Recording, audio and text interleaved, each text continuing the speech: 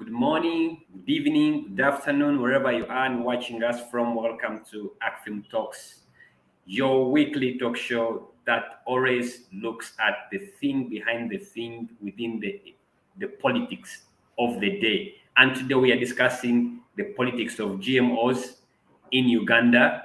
But before we get this started, please allow me to welcome everybody. Grab a cup of coffee, cup of tea, and be part of this conversation by following us through our social media platforms on all our Facebook page, YouTube account, and on our Twitter handle. You can also send in your questions, your comments, and we'll be able to read them and also ask the panelists that have joined us today if there are any questions for clarity. But today, before we start, let me first lay some bit of a foundation on this discussion that gathers us here today, the politics of GMOs. As you are all aware, if you've been following the events, the president has declined to sign the GMO bill. And this is the second time the president is refusing to sign that bill. The bill seems to turn out to be one of the most controversial in Uganda's legislative history. You remember that this bill has changed its name several times, but this does not seem to have helped. It was first introduced as a bill on national biosafety bill in 2017. And in 2018, it was changed to the Genetic Engineering and Regulatory Bill again, and introduced as well, and then presented to the president, who again, twice in a row, refused to sign that bill, meaning the president must be seeing something Parliament is not seeing.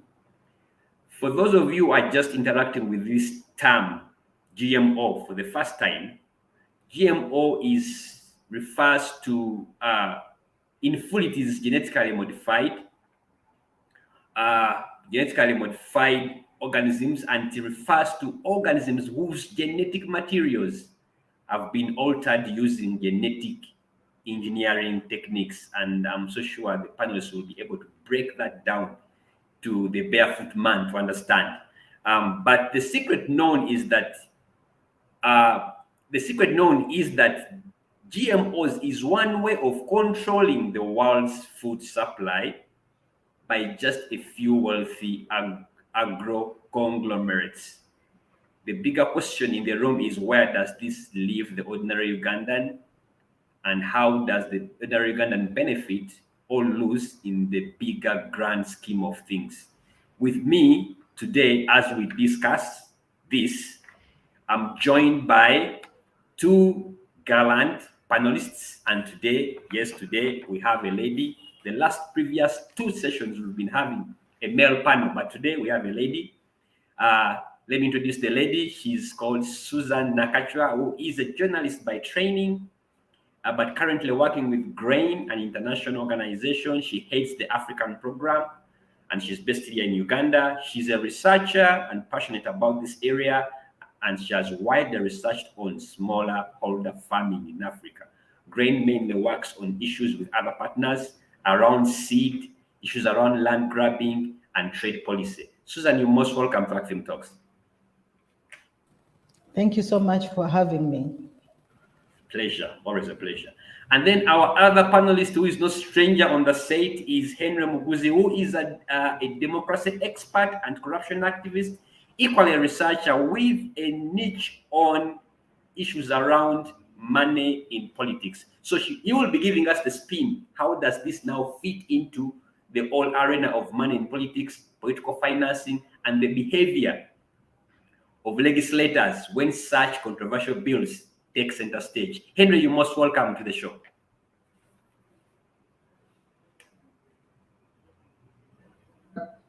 And of course, Susan, we are happy to host you as well. And to our viewers, today is a very important day because we are going to be navigating the complex choreography of biotechnology, agricultural biotechnology, and its nexus on political finance. So I think it promises to be an interesting discussion. Thank you, Felix. Indeed. Thank you so much, Henry, for being part of the discussion. And my name is Felix Kafuma. I will be moderating this 1 hour show, and grab a cup of coffee, take your seat, and let's get this started. Let me start with you, Susan, because you are here in the capacity of the expert on these things of GMOs. First of all, what are GMOs, and what is the story behind GMOs? Break it down. I don't know if I'm an expert. I think I just love food. So I think I'm at the point where I have to fight for food because I love food, but not just any food, good food. GMOs are basically genetically modified organisms. And what that means is that they tinker, the system or the companies that we know tinker with the food the way we know it. And they tend to say that they can multiply the production of food by using technology. So the production of food using technology or using techniques that ensure that certain aspects of which they discover as weak in the food are then enhanced. So for example, they can add just a little something in say cassava so that it can produce multiple times. It can produce it can produce longer. It can produce it can release for a shorter time, so that we don't have a crop growing in the garden for over 5 years. It grows in the garden sort of like very short, 3 months, short-term projects, and then the food is out, and then you harvest it and give it out to the population. And they say that you can do it on a larger scale, because the argument is that the smallholder farmers or the crops that we know of cannot grow on a large scale, because then they require a lot of care and a lot of looking after for them to be able to grow. So basically, GMOs for a basic person is sort of like getting a standardized seed for every single person.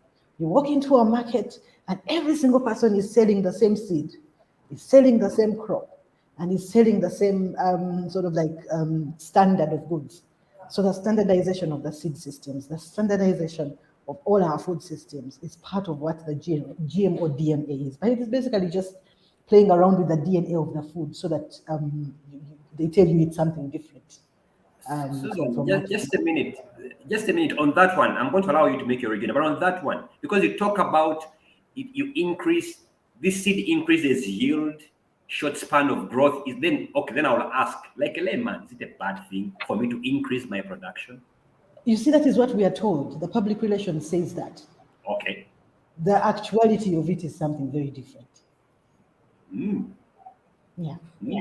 So Henry, I'm going to come to you. So if that is the case, what is the actuality of it? Because you're presenting this, what I'm calling the presented versus the fact. So what is the fact here? The fact is GMOs do not multiply.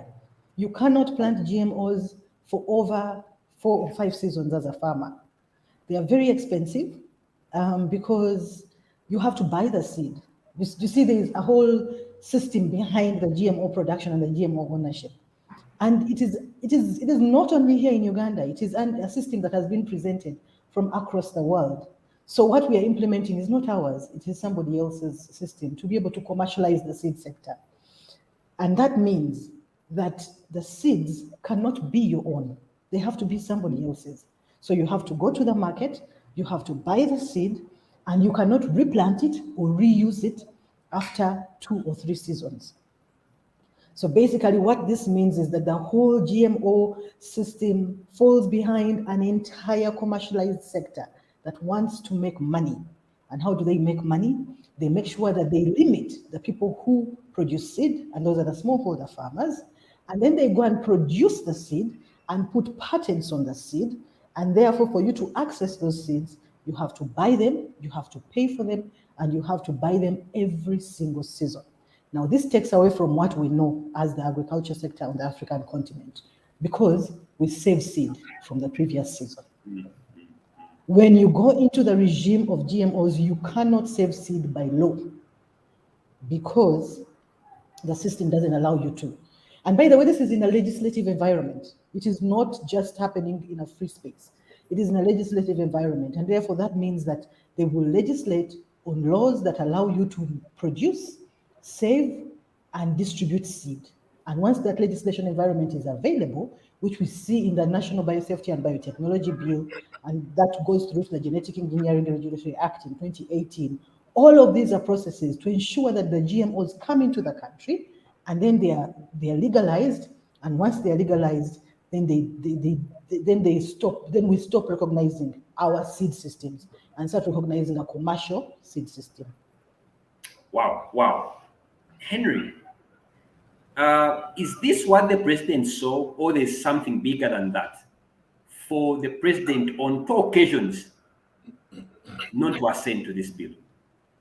I think to build on what my sister Susan is saying, the president must have been whispered to in the ear that the genetic composition, the whole choreography is not intended, it's not only affecting seeds, but also animals. In other words, your own uncle cattle, your longhorn, your espoused lugaju is likely to disappear should you go down the path of GMOs. But let me also add that the question, and I want to thank Susan for starting on such an interesting note. The question is, those who want to make sure that our indigenous seed disappears, what are they up to? To whose interest are they serving? The smaller question, the simpler question is, they want to make sure that it's only them you go to. And when it's only them you go to, then they have captured you. And who are these? Are these Africans? These are European companies, wealthy companies that want to place the world on its knees, and place it at their mercy. To give you an example, last week I went to my home village in Chanamukaka, and I was speaking to this young man who tells me that he has local chicken. He rears local chicken. So he was advised that, look, in order for your local chicken to multiply and grow very well, you need to apply, I think, vaccines. So he went and bought vaccines and administered them on half the birds he has. On every single bird that he administered the vaccines, after 3 days, they turned blind. They could not see. So they could not see, they could not feed. All of them have died. But those that he did not apply vaccines on have remained alive and kicking. What am I saying? They have gone ahead to make sure that the herbicides we buy, the veterinary medicines we buy, have been injected, have been configured to make sure that they extinguish, that the African breed is extinct. The seed is extinct. So if you want to plant, to grow maize, if you want to grow sorghum, you want to grow millet, you want to grow your nuts, you have to go and buy them every single time. Now listen, we live in a country where about more than half of the citizenry are living in the rain-fed economy, whereby for as long as there is rain, they don't need money. So these ones have been saving their seeds. When you take away their right to save seeds and prepare for the next season, and start requiring them to go and buy every single season, there is going to be a time when this man living outside the market cannot afford to buy these seeds. And therefore, they will have nothing to grow, to plant. And therefore, they will have no food.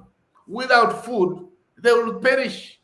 Either they will perish or they will be taken into as slaves on their own land. So the matter is really worrying, and it should be of serious concern. It should trigger and evoke concerns of any compos mentis Ugandan that loves his country.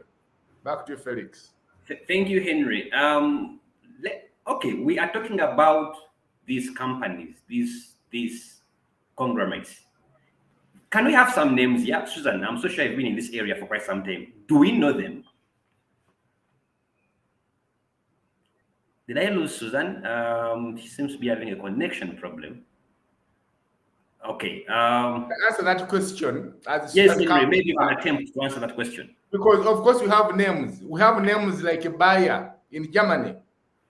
You have Okay. companies like Monsanto, DuPont, Syngenta, Agrosciences, BASF. So there are quite a number of them.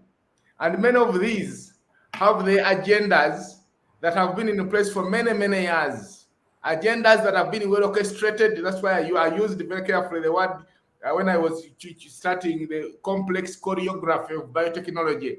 They have well orchestrated these things and put in place a framework and a machinery that will make them achieve their desired ends. But now that Susan is back, let me give way for Susan. Yes, Susan, you briefly dropped off as I posed the golden question, and Henry was trying to mention a couple of those. I wanted to find out from who are these? Who are these companies that are behind GMOs? I would like to say, I think Henry has done a good job in mentioning them because there are three major companies.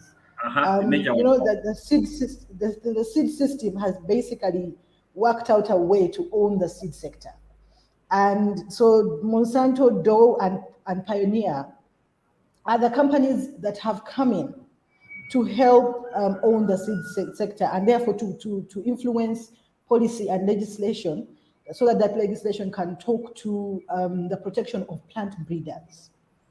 And the plant breeders then become the most important people within the seed sector. Now, just to give you a bit of a genesis, because it's not only these companies, it is basically a whole system. And when we talk about a whole system of people that own Uganda's seed sector, they don't only belong here; they're outside of Uganda. So I will try and set the scene. It might be a bit long, but we need to understand where this is coming from because it comes from the World Trade Organization. So when the World Trade Organization was set up in the 1950s, the argument was around fair trade, trade for all, and therefore an understanding of a trade system which is equal for every single person. And within that argument of the World Trade Organization, then we had the 1994 Trade-Related Intellectual Property Rights. Under this, they ensured that they brought about related intellectual property rights to things like plants, animals, and microorganisms. And within that, plant breeders got an opportunity to get legislated into the seed ownership process. And this paved the way for, again, we saw free trade agreements coming in. So the hula baloo around free trade agreements, like the economic partnership agreements, what we currently have on the African continent, which is the African Continental Free Trade Area. All these free trade agreements are basically WTO plus, because within the World Trade Organization or WTO, we could have, as African countries, said, this is where the buck stops. We can come back into our countries and make legislation within our countries that works for us and works within our own context. No, we didn't do that. We went into the free trade agreements, which helped the European Union to start legislating around the ownership of seed. So we saw things like UPOV, we saw things like ARIPO, and we saw the legislation of seed and the seed system. So UPOV and ARIPO basically are for the African continent, and they are basically intellectual property agreements that help the seed sector to be able to own them. Now, what we have to know is that Uganda is a signatory to UPOV, and it is a signatory to the African Intellectual Property Rights, which is organization, which is ARIPO. And therefore, because we are signatory, these international instruments have to be implemented in our countries. And the way they're implemented in our countries is through plant variety protection laws. And the plant variety protection laws that we have are the ones that inform all the intellectual property rules that run our seed sectors. So for example, Uganda is signatory to UPOV 1978. And again, this is a bit confusing because we are signatory to UPOV 1978. And it would be okay because within the UPOV 1978, there are still flexibilities for Uganda not to do anything else apart from legislate within our domestic areas. No, we didn't do that. We are a very ambitious country. We went and joined the East African community, and within the East African community, the regime that is leading the East African community is 91, UPOV 91. So because we are implementing UPOV 91 at the East African level, and the law of subsidiarity, which is basically that if you belong to a higher power, then your national policy falls away. So what we did as a country is that we said we will remain implementing UPOV 1978 at country level. However, because we are signatories to the East African community, and we just recently became signatories to the African Union, we start implementing UPOV 1991 without any trouble, because the law of subsidiarity says now we have to implement 91. So whether we want it or not, at some point, even if we say we are implementing 78, we cannot continue implementing it because we are signatories to higher powers. So basically, it is a system. What I'm trying to say is that it is a system. Even though we have national processes going on, and we have laws that are in Uganda that are going on, and we have a vibrant civil society that is coming out and saying no to commercialization of seeds, no to promoting of plant breeders' rights, we are again signing international instruments that are taking away from all those things that we wanted. So in a way, this is sneaking GMOs into the conversation, sneaking GMOs into the system. And let me tell you something else. While we are legislating and saying no to GMOs, and the president, we're so happy about him not signing and not what, in the free trade agreements, the GMOs are coming in because we have liberalized supermarkets and the trading system. So because of that, GMOs will continue to come in because we have a private economy, it is liberalized, and everybody can do what they want. So basically, apart from the international companies that are working on this, there are systems in place that are making it so easy for them to access our markets. And we've said within the African Continental Free Trade Area as well, that we have a market. And that's what we are marketing. We have a huge market.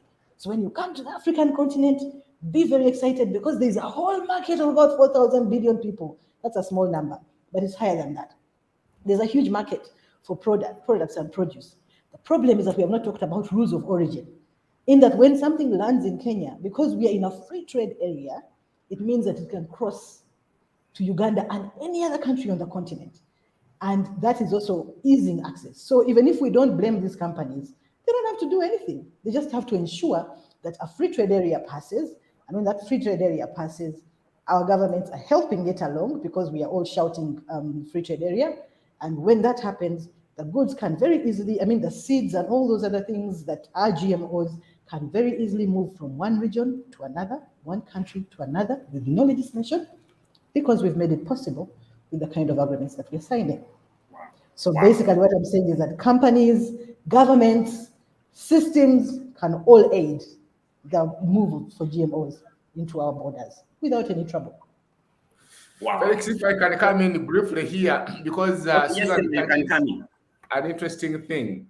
It's the whole notion of us, our politicians, political leaders, and technocrats specializing in signing anything and everything. We know that every time they go to these spaces, I think they get to be preoccupied and diverted by trifles, small things. And I don't know, as I learned from one of my colleagues that was on one delegation, they get there and they get to be entertained with good food, good drinks, and a few other things that go with the territory. And then when they go back to their rooms, they find a bouquet of flowers. In the middle of a bouquet of flowers, there is a white envelope. When you open the white envelope, there is a minimum of $20,000. So basically, they get to be captured in those spaces. When they come to meet these fellows to negotiate, they sign anything and everything, whether it is a free trade agreement, UPOV 91, call it anything. It takes us back to the quality of the men and women we have assigned the role of managing and governing this country. And that's amazing, because you see the people that have choreographed this whole notion of seed have trapped it in legislation, which is why today we are wondering, why would Parliament be hell-bent on pushing for the GMO bill? Is this the most important thing Ugandans need today? What is pushing them?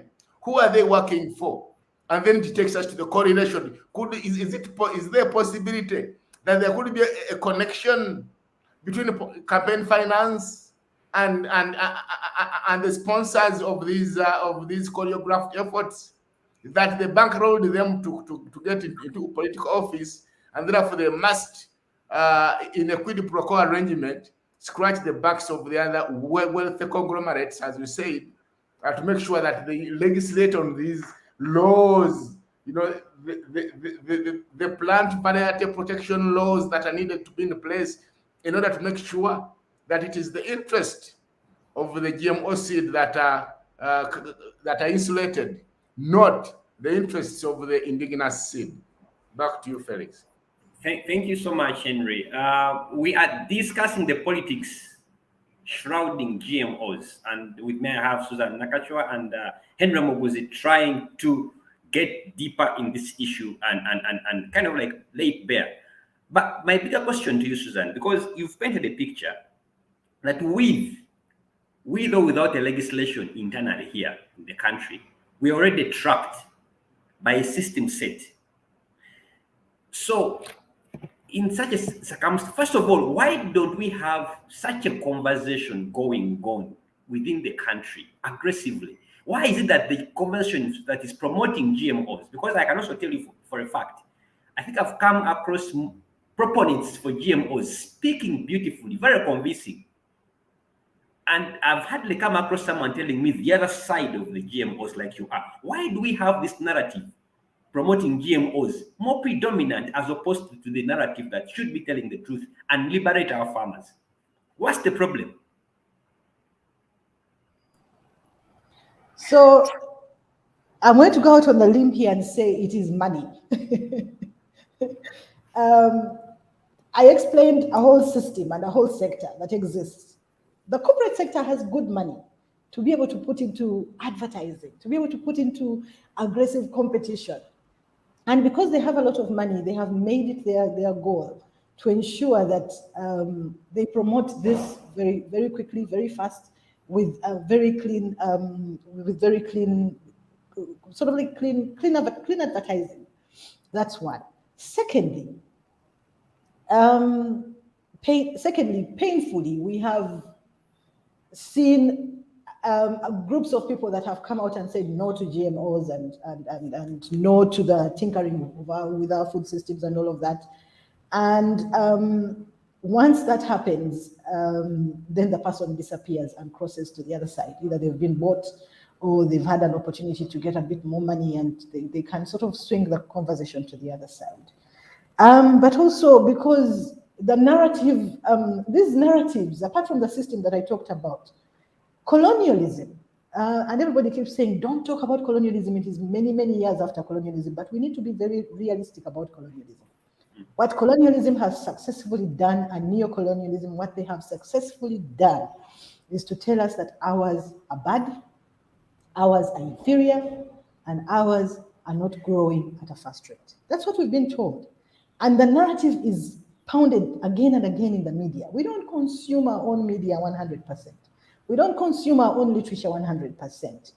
And when you see, for example, the international food chains, when they come into the countries that we know, they have huge advertising.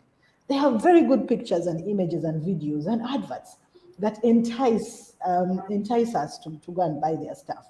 But also, they have invested a lot in ensuring that when they come and they say, this is part of development. So we are aspiring to a development model that is not necessarily ours, that doesn't necessarily answer questions around our development. Because you see, in our development, we talk about culture and we talk about food. And those are supposed to go in tandem with each other. We don't take them together. So within the understanding of what is ours, it is backward, it is not developmental enough, it doesn't show that you have class, and therefore you start losing out on the argument around ours. And as that happens, I think that is one of the biggest things, because we now, even the education systems that we have sort of push us to go into the other side. So as industries help is pushing this side, it is being helped along by a narrative that has been shaped over time. And as that narrative starts to catch on, we wake up in the morning, we drive through one of those drive-throughs, you grab something and you quickly go. The convenience of doing things the Western way. If you're cooking food, the baganda, you have to bear with me. You wake up in the morning, you cut the banana leaves, you start peeling. It's a whole process. And in a developed world, you don't have time to do those things. So the system, the narrative sort of tells you, no, you don't waste time. We will be able to do these things for you. You can pick up a quick burger and off you go. And within all those arguments, we start to lose out on what is morally ours. And I think that narrative makes us look negatively at what we should be promoting and push for development that we don't even know, we haven't defined as our own. And that becomes problematic. So I think what I'm trying to say at the end of it all is that we need to define development in our own context and our own understanding and our own systems and our own cultures. Once we do that, then we are able to push for what is rightfully ours, which we are not doing at the moment because we have somebody else who's driving the narrative, which has been there for a long time.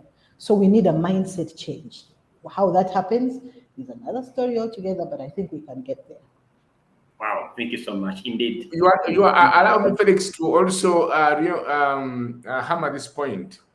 You asked about why are these things happening, and she mentioned the money. But I think she fell short of mentioning that the sponsors of these genetically modified organisms have been so clever that they have identified young men and women in government's research departments, agricultural departments. So they come to an innocent, fresh graduate, promising brain, and then they offer a scholarship. They have offered scholarships to many of them. So they go out there, then they are also given, in addition, very big per diems. And many of them have not stopped at masters. They've even sponsored them for PhDs. And those men and women have come back. They're now the ones who are managing Kawanda Research Institute, Namunoga Agricultural Research Institute. The research they're doing is not towards promoting indigenous seed, it's promoting the interests of those wealthy agribusinesses. Now, for you and me, the ordinary Ugandan, we don't even have this information. And of course, for many of the people that are supervising these researchers in these agricultural research institutes, many of them don't even know what happened when the good boys and girls went abroad. They don't know how much dosage they were injected with in terms of being brainwashed to serve the interests of the other companies. So we have entrusted now our offices, our research institutes, to such men and women, and these are the ones who inform and brief the politicians. And the tragedy, Felix, is that because of the commercialization of politics in Uganda, the quality of the people we vote at occupy political office has gone down. So this person with the quality that is wanting and finds himself or herself being appointed minister, never mind, you can call them fishermen, and has to get briefing from that very kind of brainwashed technocrat who is serving not the interests of the country, but the interests of the other one. You will see that they will be briefed, and the line of briefing will be that praises the GMOs and why they must serve the other interests. So I think the time has come for the country of Uganda to wake up and understand that there's nothing better than our own seeds. Recently, I went to the market and bought peas. You know, there is a brand of peas on the market which you can cook for a whole week. It will not get ready. You see, we never used to have these kinds of peas, you know. So I think the time has come for us to reflect and start a honest conversation on most of these things. Back to you, Felix. When you say that, sorry to interrupt, but when you say that, I remember an example, a practical example that I can give with regards to education. Yeah, thank you, I don't Susan. know. Susan, I will allow you to make that example after the break. I'll start with you. Let's first go Okay. for a short break, then we'll resume this Okay. discussion. Cool.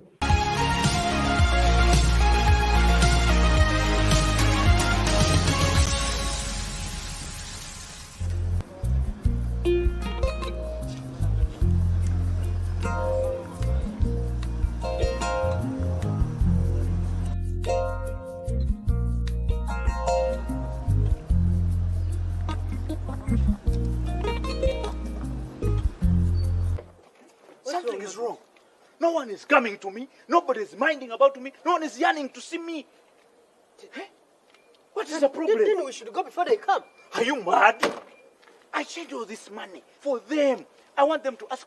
I want to give them all this money, but no one is minding. Nobody. I changed all this for them. This is all money for them. What should I do? How do I carry? You go there and tell them to. You go. No. You just go. Talk to them one by one.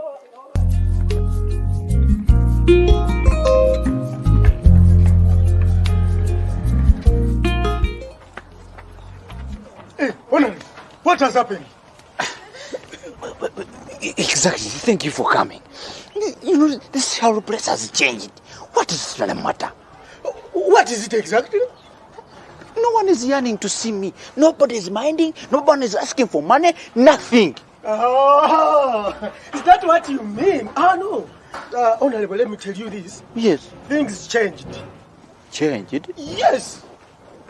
As we, your campaigning managers, we agreed that we need parliamentarians, our honorable MPs, who present issues in parliament. So is that what you decided? That's what we decided. The desire of any progressive democracy is to have citizens who focus on issue-based politics and not transactional politics, which suffocates representative democracy. Contribute today at www.politicalfinanceafrica.org/donate.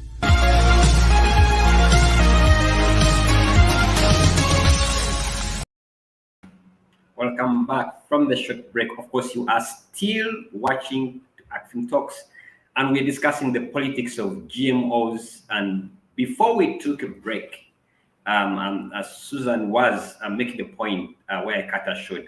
Susan, if you can get back, I will allow you finish your point, so that I can now be able to fire my other question to you again, and then also open it up for anybody who wants to raise a comment, a query, a question. We'll be able to respond to it. Just type it. We are live on YouTube. You can put it on our YouTube account. You can also send it on our WhatsApp. Live on WhatsApp. Sorry, not WhatsApp. On Facebook. We're also live on our Twitter. So you can be any of those platforms. We should be able to pick your question and be able to answer it or comment. Susan, back to you. You were sharing.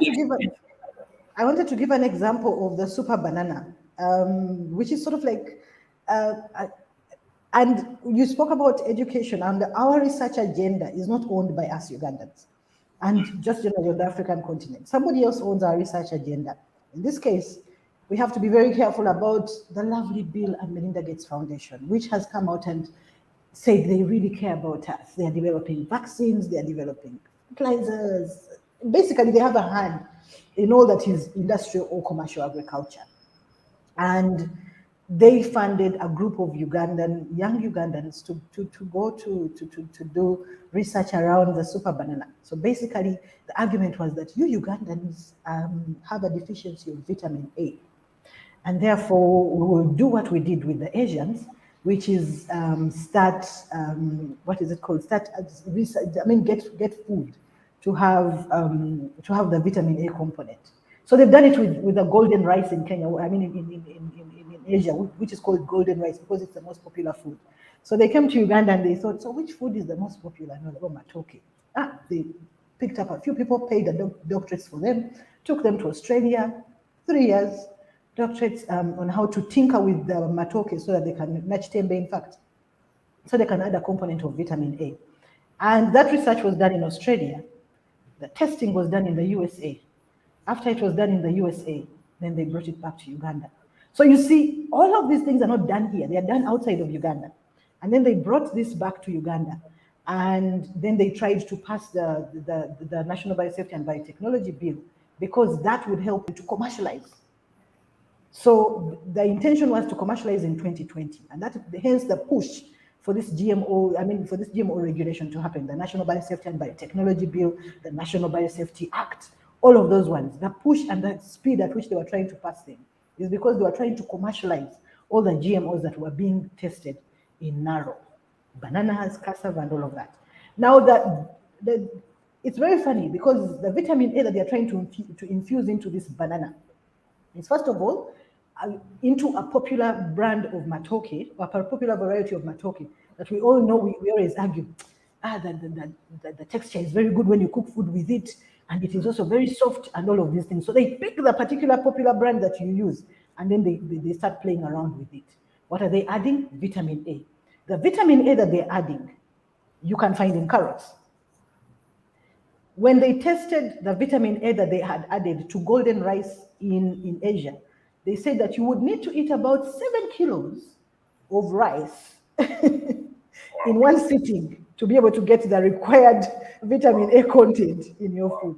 So how much matoke, if, for instance, they passed super banana and it became commercial, how much super banana would you need to eat? How many kilos to be able to get the required nutrients that you need? Which you could actually just give a child a carrot and say, there you go, eat this full carrot every day for the next 5 weeks, and we'll have dealt with some of your nutritional problems over time. So basically, that's the example that I wanted to give, that it has implications to your food systems, it has implications to nutrition, it has implications to the market, and basically, that's one of those things. So that's the example I wanted to give. And your example partly touches into the question I wanted to ask you, because there's this whole ecosystem around when you talk about food. It's not just food. You're talking about nutrition. You're talking about issues to do with health. And the bigger question is that is there a correlation now? Because now, especially now, when you look at the new health variants, there was a period back in the days when Africans never used to suffer from certain diseases. We now see them emerge, and you hear about all these so-called bacterial infections, viral infections. Some have actually released to the weather. Some make a joke that these are lifestyle diseases. But can we connect the dots between how we've distorted the originality of our food to the extent of affecting our immune system and our health because we are trying to live a certain imported lifestyle? Susan, I'm throwing that question to you, but I'll also throw in Henry on that one.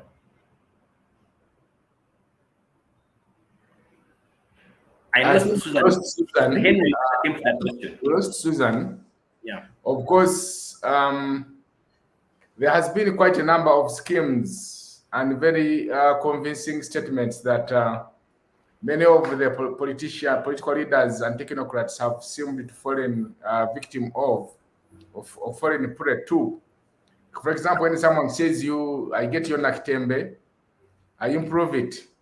But in essence, when you look at what is happening, is that they're doing everything possible to make sure that this whole notion of indigenous seeds is done away with, either by introducing those seeds that don't want to regerminate or by introducing chemicals. I was reading a story, I think it was yesterday or just the other day, about the toxins in the vegetables we are eating, the tomatoes, the green pepper, the carrots. But also our maize, which was just in Kenya here, because it had a high level of flactosins. Absolutely. And thereafter, these have the potential of causing cancer, and we're being warned. But who is manufacturing these chemicals, the herbicides? It is the same companies that are trading in seeds here. Why are they doing this? It's because they want to make sure that if possible, the population can. First of all, the population growth in Africa is also worrying the international community. We are growing at a speed that is so astronomical that that is concerning the West. Of course, now that can happen because when you suffer from diseases, the destination is 6 feet under, and therefore we have to be very careful about this. Now, she spoke about issues to do with the bills that are so hurried and the legislation systems that are done in such a hurried manner. In order to help those companies commercialize the seed, they commercialize all the other breeds, whether they're breeds of animals. Today, I'll tell you an example. You can look for the Mubende goat. You cannot find it. Where did the Mubende goat go?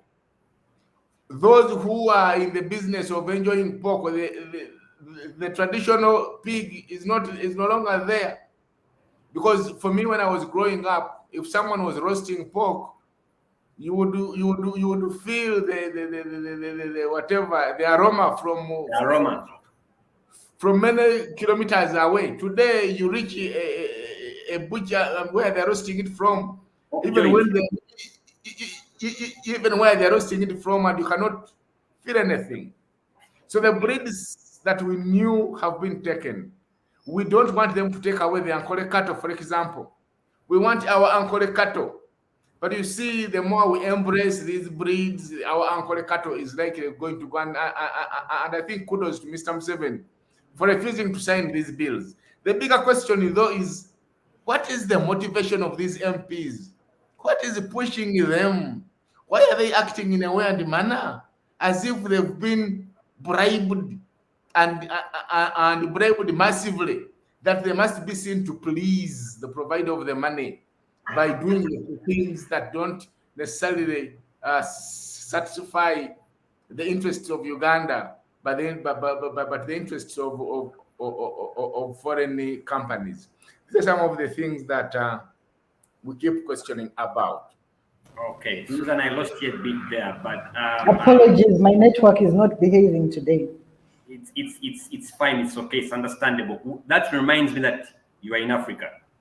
Now I'm sure you're in Africa. Okay. When it comes to and Henry has hinted on it because I think he also read that story of the tomatoes that were feared to be I think the story that showed either Vision or Morning. I think it was a New Vision that talked about the tomatoes that seem to be they are not infected, but they are affected by the herbicides that have been used on them. The chemicals. The chemicals that have been used on the tomatoes seem, and there was a great concern in that story. And the bigger question is, do we have a body that monitors and controls the quality of herbicides, the quality of seeds being given to farmers, the inputs to safeguard consumers and users?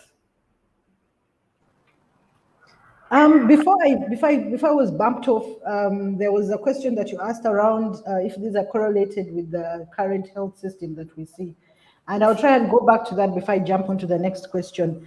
One of the things that we have to be aware now is even the rest of the world is wondering, because 8 out of the 20 non-communicable disease burden that we see in the world is currently on the African continent. And everybody's wondering how the African continent got there.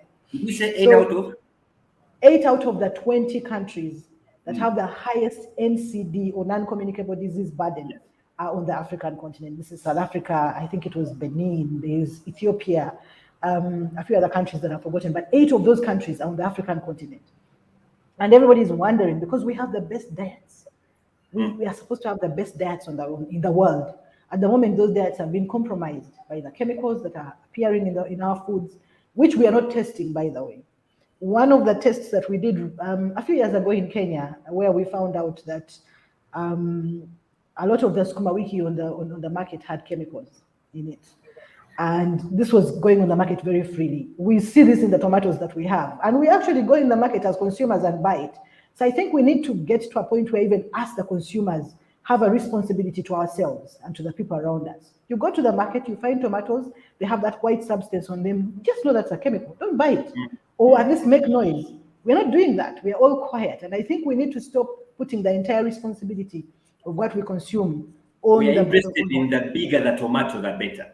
Yes, but the thing is, like I would like to I keep telling people there was a variety of tomatoes, those big ones, the local ones, very big, very juicy for women. When you go into the kitchen and you use those ones, you just need one tomato and you're sorted. Then we got these ones, these small ones, the sharp ones. I don't know, they call them, I don't know their name, but I hear people calling them musonono. Put them in the market and everybody runs around and buys those markets, and we don't question where the local variety of the tomatoes went, the variety that we knew. And then we pack up the, what are they called? Enina, the very small tomatoes that used to grow in our gardens. Yes, we as children would run, pick up one, dump it in the mouth, eat, and off we go. Very healthy. All the nutrients are there. So we pack them off and send them to the rest of the world, and the rest of the world uses them in their meals, and they look very pretty in the hotels. And we still don't think about the fact that we are exporting the food that is supposed to support us. But back to the chemicals, the question around the entry of chemicals into the world. 34 countries in Europe have banned, I think at the moment it's 34, they have banned the use of glyphosate. Now, glyphosate, the active ingredient is what we call Roundup in our countries. 34 countries in the world have said we cannot continue using glyphosate in our food because it has components that cause cancer. The president of ChemChina came on when ChemChina became ChemChina about 5 years ago, said that one of their most important and aggressive marketing tools will be trying to break into the African market, because in those days, Africa was a very difficult continent to send chemicals to. So ChemChina has deliberately said that they will market chemicals to the African continent, and all their strategies are on that. Now, if you think about it, in the last 3 years, see how much Rocket, Roundup, and all those chemicals is on the market, available, cheap. Never used to be that way. It's very interesting because I go to my grandmother's house and they have a tin where they keep salt. And that tin where they keep salt, I asked my grandmother when they got that tin, and she says, I think it was around the 1970s. Your grandfather brought something to. It was very rare. That tin is strong, it's heavy, but it had chemical. And you can see that it was a very rare thing because it exists today. It has a very nice mark on it, Roundup, but she says they acquired it in the 1970s. It was very difficult to come by. These days, you just walk around the corner and you'll find Roundup or Rocket in everything. Container village, the seeds that you see. Why are we talking about things that are supposed to be ours in container village? Why are we going to buy seed in container village? Why is agribusiness becoming so big and aggressive? And one thing we have to know is that once agribusiness becomes viral, it means that the use of seeds, because in monocropping and industrial agriculture, the push for seeds to be sold comes with the acquiring of chemical inputs to use in the garden.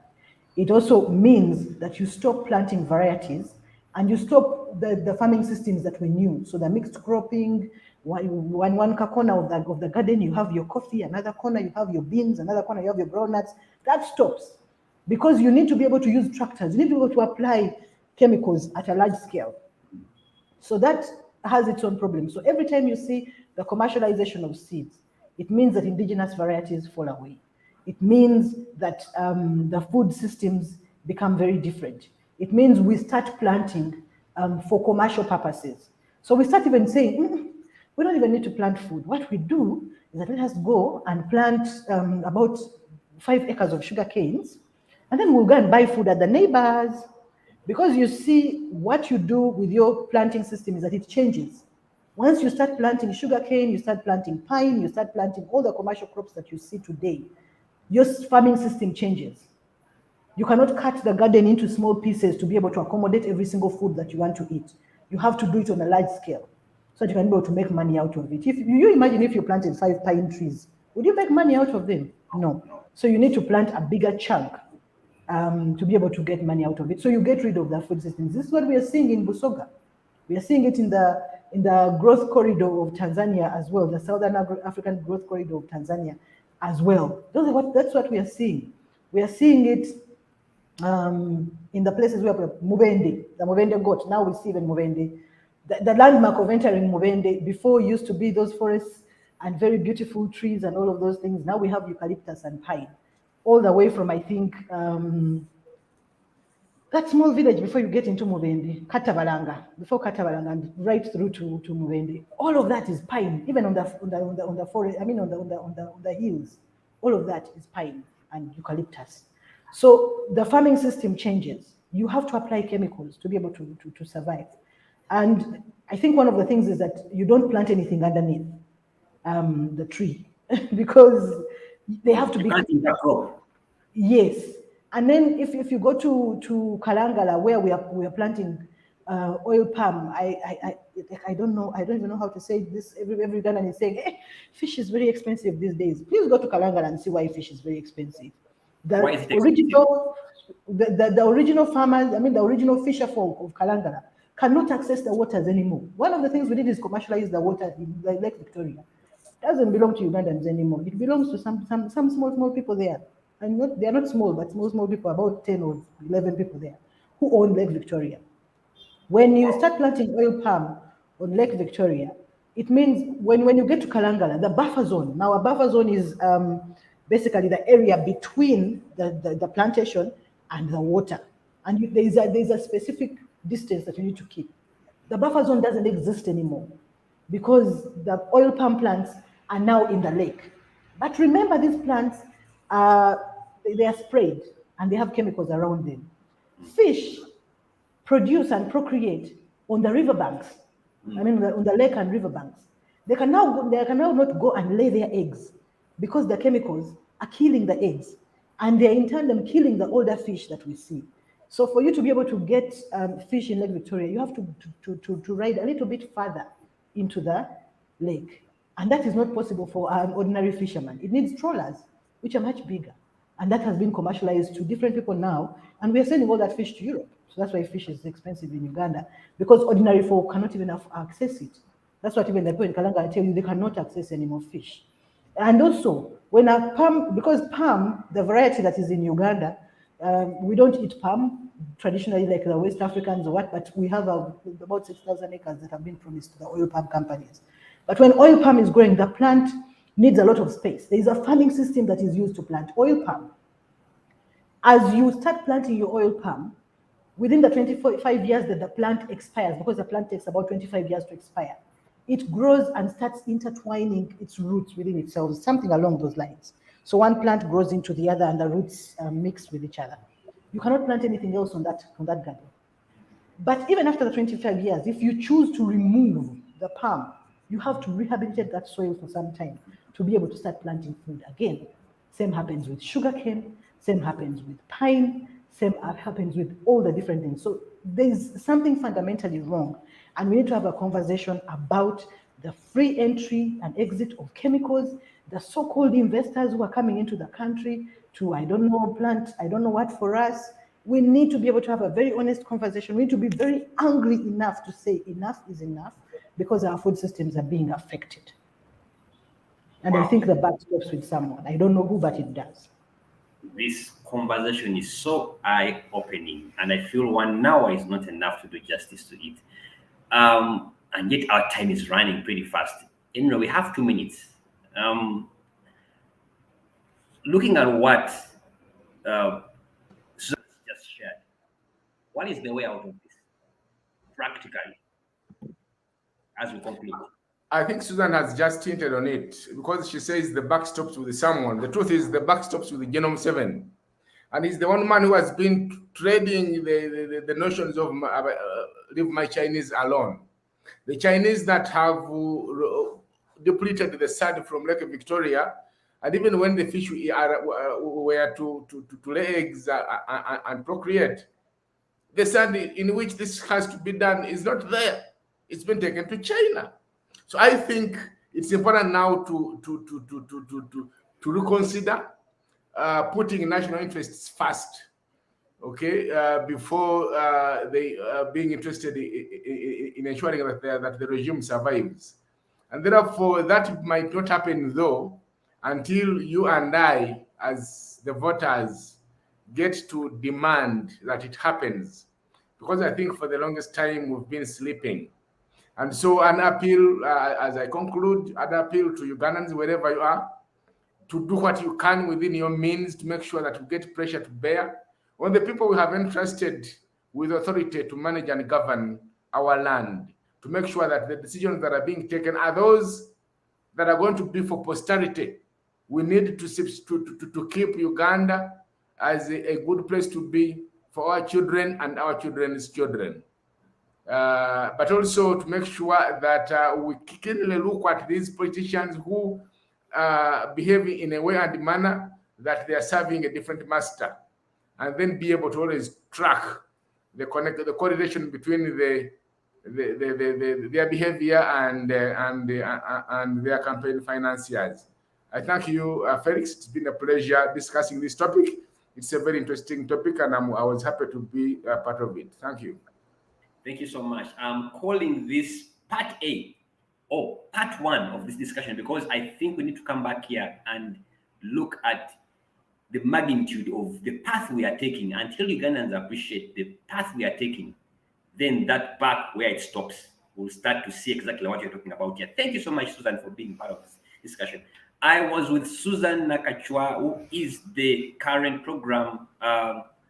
She has the program for grain in Africa, and she's a researcher, done a lot of research around this area, very passionate about food in its indigenous ways. So, Susan, it's been a pleasure having you here discussing with us. I was also joined by Henry Muguzi, who is a democracy expert, an activist, and equally a researcher. And my name is Felix Kafuma, who was moderating this talk show. Till next time, next week, same time. Bye-bye. Take care of yourselves. Let's get this conversation going. We can't save this country. Thank you so much. God bless.